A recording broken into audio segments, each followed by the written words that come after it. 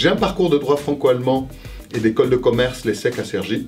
C'est là où j'ai commencé la négociation, la médiation et la gestion des conflits, pour ensuite passer 10 années de ma vie en tant que freelance à travailler dans différents contextes et différents endroits, que ce soit des entreprises privées ou que ce soit dans des organisations internationales comme la Commission européenne ou le Conseil de l'Europe.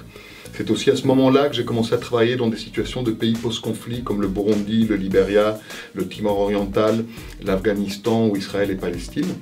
Et dans ce cadre-là, j'ai développé davantage d'outils autour de la reconstruction de confiance et autour de la gestion des conflits, que ce soit entre voisins, dans des équipes, entre États ou au sein des États mêmes.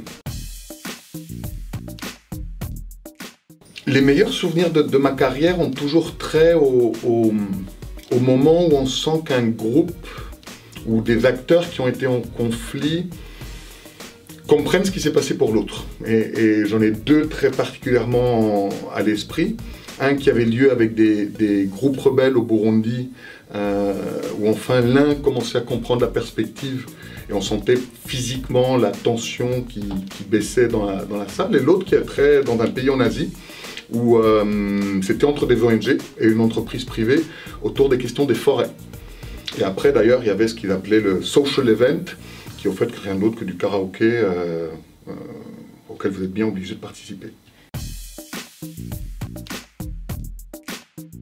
Mon cours à IRIS-SUP est un cours autour de la négociation et la gestion des conflits. Donc c'est l'idée d'acquérir une capacité à diagnostiquer les conflits, que ce soit au niveau des parties en présence, que ce soit au niveau des processus ou au niveau des problèmes à traiter.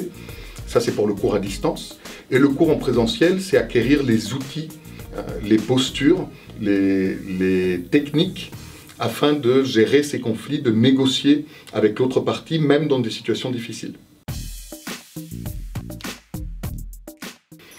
La plus-value de l'école pour moi, ce que j'ai vu ces quelques années à l'IRIS, c'est la diversité des profils, que ce soit au niveau de leur origine, du secteur privé justement ou du secteur public, que ce soit en termes d'expérience, que ce soit parfois même en termes d'international et de personnalité.